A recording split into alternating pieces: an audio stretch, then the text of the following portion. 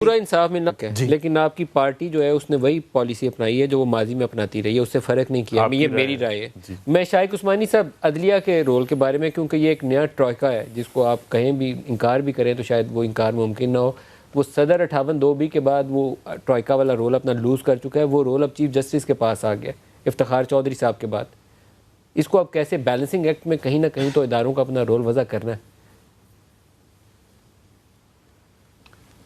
دیکھیے، جہاں تک کہ عدلیہ کی بات ہے، افتخار چودھری صاحب تھے اور اس کے بعد کچھ عرصے کے لیے عدلیہ کا رول چینج ہو گیا. پھر اس کے بعد دوبارہ ثاقب نثار صاحب آئے، ان کے زمانے میں پھر شروع ہو گیا. لیکن کھوسہ صاحب جب سے آئے تھے وہ ہمیشہ ان کا یہ ویو تھا کہ ہم کسی طریقے سے انٹرفیئرنس نہیں کریں گے ایگزیکٹو میں، اور وہ اس چیز پہ برقرار رہے اور ابھی تک انہوں نے کچھ ایسی بات نہیں کی. اور لیکن اب جو انہوں نے جو اسٹیٹمنٹ جو بھی آئی ہے منظر عام پر جو وزیر اعظم صاحب کی، اس کے بعد جو ان کا ریئیکشن ہے، اس سے ظاہر ہوتا ہے کہ یقیناً جوڈیشری نے اس چیز کو کافی حد تک سوچا اور سمجھا ہے. بلکہ آپ کو یاد ہوگا کل کی یہ خبر ہے کہ جب یہ کیس جو قاضی فائز عیسیٰ کا کیس چل رہا تھا کورٹ میں، تو اس میں کسی وکیل نے اس تقریر کا ذکر کیا، تو اس پہ جج صاحب نے کہا کہ یہ اس کا موقع اور ہے، اس کے متعلق ہم بتائیں گے بعد میں.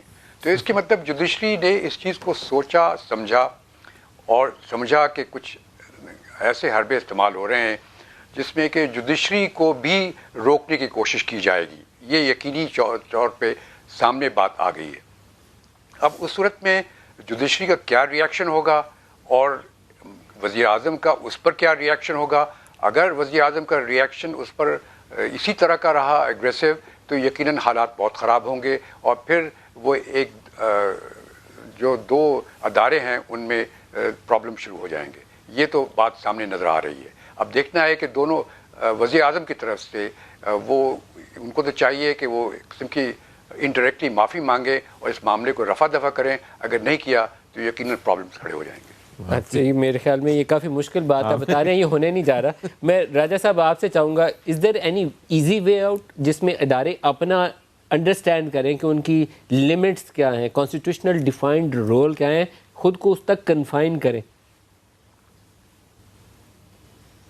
دیکھیے، اس کا کوئی آسان حل نہیں ہے، کیونکہ ہمارا جو نظام ہے اس میں جو ایک غیر آئینی ایک خواہش کہیں پنہا رہتی ہے، وہ ہم نے اصغر خان کیس میں بھی دیکھا. وہ بات سامنے آئی لیکن پھر کچھ ہو نہیں سکا اس کے حوالے سے. وہ ایک معاملہ چل رہا ہے، وہ زیر سطح چلے، کئی دفعہ بالکل سامنے آ کے چلے، وہ چل رہا ہے معاملہ. اصل معاملہ یہ ہے کہ جو سیاسی قوتیں ہیں ان کو ایک صفحے پہ آنا چاہیے آئین کے لیے، قانون کے لیے، قانون کی بالادستی کے لیے.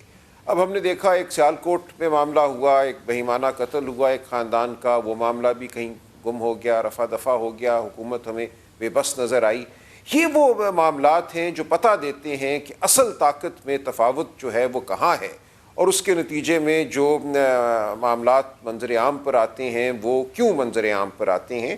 تو اس لیے یہ کہنا کہ ہم بیٹھ کے کوئی ڈائیلاگ کریں گے اور ہم حد بندی کریں گے اور سب ٹھیک ہو جائے گا، اس طرح سے نہیں ہوگا. یہ ایک سیاسی عمل ہے، ایک جد و جہد ہے، وہ آپ کریں گے، وہ جمہوری روایات کو آپ اپنائیں گے اور دل و جان سے اپنائیں گے، تبھی بات آگے بڑھے گی. لیکن یہ ایک ارتقاء کا عمل ہے، مجھے نہیں پتا اس ارتقاء میں کتنی دیر لگے گی. یہ بیٹھ کر ایک دن کوئی طے کرنے سے، کسی چارٹر پہ دستخط کرنے سے یہ نہیں ہو جائے گا، کیونکہ قوت جو ہے وہ ایک طرف ہے تمام مرکوز. باقی جو جماعتیں اور سیاست اور یہ تمام جو معاملہ ہے وہ اس کے تابع چل رہا ہے.